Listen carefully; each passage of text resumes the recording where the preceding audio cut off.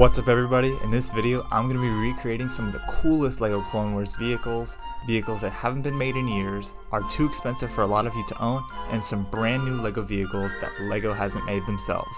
Trust me, these builds get better as we go on, so without further ado, here we go! Starting out small, we have the Captain Rex Y-Wing, and I'm sure most people who wanted this have it by now. I wanted to start out with a bark speeder with sidecar designed by Cowboy Bricks, and I think this is a pretty fantastic build that you can get out of this set. It's definitely better than the Microfighter, and I think it's pretty darn cool since the last bark speeder with Rex came out in 2013, 11 years ago, and now close to $400 new in box.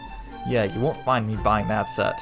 But yeah, if you have Obi-Wan, you could basically recreate the set on a smaller scale. The Republic Gunship is an incredibly popular set and very expensive now too, so why don't we go for a cheap one in 2024? Well, just buy this, toss the instructions away, and build this amazing Republic Gunship designed by LEGO Haya. This design is fantastic, and especially because the Obi-Wan Starfighter only costs $24 at most retailers now. The cockpit in the front has room for one minifigure, and there are two stud shooters to represent the cannons on the original ship. The cannons on top are strongly attached, and you won't have to worry about them falling off, and same goes for the wings. Unfortunately, there is no interior for this set, but that's the cost of getting a gunship for $30. Still, it's highly worth it. Now let's get into some of the cooler stuff. One vehicle that I remember from the Clone Wars is the RX200 Tank, and this is a tank that took down the Zilla Beast. If you played the LEGO Clone Wars game, you'll definitely remember this vehicle, and LEGO has not made it yet, so how about we make it now? I went and bought the ATTE from the store to use the parts from it, so let's get building. Here it is, the RX200 in LEGO form right in front of me. This build was designed by Tulips and is amazing, and this is the first time that I ever get to see this vehicle in person. The build is slightly more than 200 pieces, so it is quite small, but for size comparison here are some minifigures next to it. However, I think it's amazing because LEGO hasn't made one of these, which is kind of surprising since we've gotten so many set remakes. This build is overall very sturdy and looks very good from every angle. The sides are very detailed, but these parts don't have the best attachment, so they may fall off. At the top, there is a laser cannon and it can be positioned in two angles. The best feature of this tank is that the top can rotate 360 degrees just like the real thing, so it can have a lot of posable positions. But unfortunately, minifigures cannot fit in the cockpits as there's no space at all in there. And these pieces do fall off a little easily, but they haven't been too much of a problem for me. In terms of accuracy, this set is a 9 out of 10. This is such a cool model, and I hope that LEGO will release this one day. The UCS Venator is an amazing Clone Wars set, but that $650 price tag could turn a lot of us off, or you just may not be able to afford it. And it's been 15 years since LEGO released the Playscale Venator, so I built this Venator. And this is not the Playscale Venator from 2009. This Venator is made from the ATTE parts, around 700 of them exactly. This was designed by LEGO Haya, and this is an unbelievable build. And it's huge. I feel like LEGO could release this for like 80 bucks and a ton of people would buy it. At the top, there's the bridge, which represents the Revenge of the Sith Venator rather than the Clone Wars, which is red, and it looks very good despite being small. There's also two stud shooters that are very well integrated into the model, and at the back you have the thrusters, which makes great use of these strange pieces. There's also the secret compartment where you can fit some minifigures if you want. Moving on to the side, there are some silver studs representing the cannons and the red stripe design, which looks fantastic. Right under, you can see the landing pad for starships, and it looks pretty good despite the restrictions you have with the given pieces, and the greebling on the sides is fantastic. It is symmetrical, by the way, on each side. Unfortunately, there is no true interior, but there is a secret compartment underneath attached by a Technic pin. Oh, and it looks like there's a meeting going on down here with Rex, Cody, and Palpatine. Probably about Order 66 if I had to guess. Underneath this thing is a little secret compartment where you can store some gear like binoculars or thermal detonators, and here's a look at the underbelly of the model. Pretty neat, right? And lastly, this model is very strong and swooshable. The best way to pick it up is like this. Other than not having an interior, my biggest complaint is that there are some spaces right here at the end, which I guess is not the worst but not ideal either. Overall, this build is unbelievable and you should definitely build it. Next, I'll be making a clone vehicle that LEGO hasn't made in 8 years now, and these are super expensive now. Just finished my first hour build session, so here's the skeleton of the model.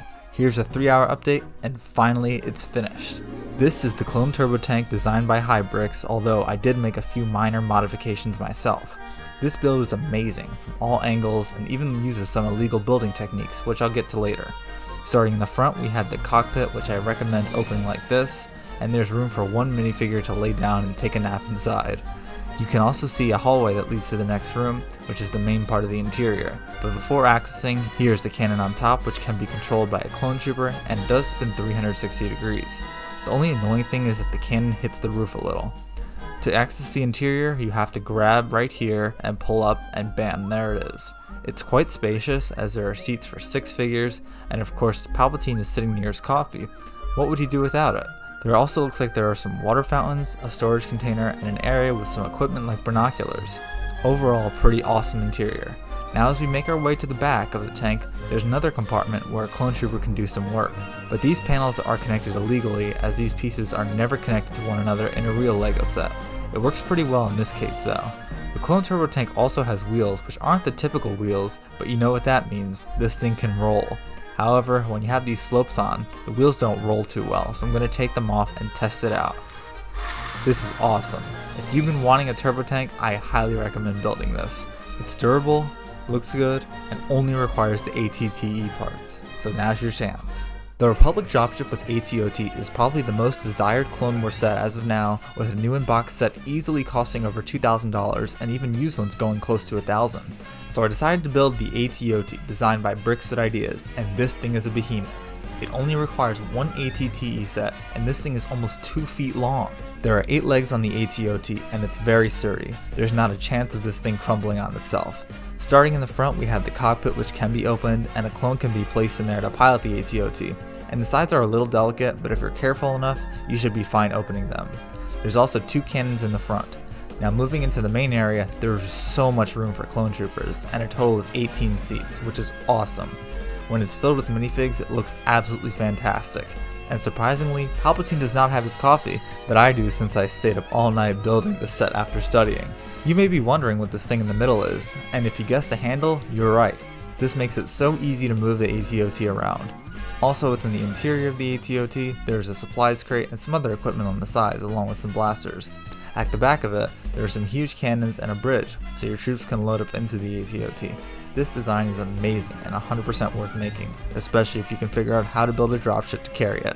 Lastly, I built a vehicle that is relatively unknown to many people, and this is the UT-AT, and this is designed by Will Crafting. This clone vehicle is unlike the previous ones, especially because of its shape.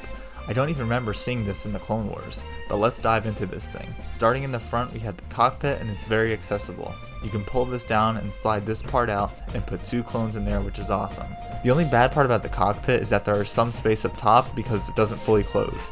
As we make our way to the top of the model, you can see that there are tons of cannons and a large one that a clone trooper can control, and there's some large cannons on the side which also look great. The back looks a little wonky, but honestly it's not that bad when the model is complete and closed up.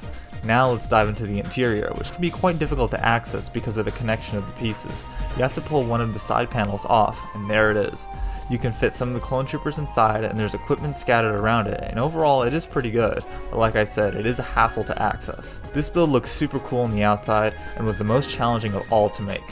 I also forgot to mention that these parts on the bottom fall off sometimes, which can get frustrating. This build does cost about $4 on Rebrickable, so I'll let you determine if you think it's worth it or not. And that's going to be it for the builds. I put all the designers' instructions links in the description, plus affiliate links for these sets if you want them. Hope you all enjoyed seeing these, and I'll be back soon in the next one. RX signing off.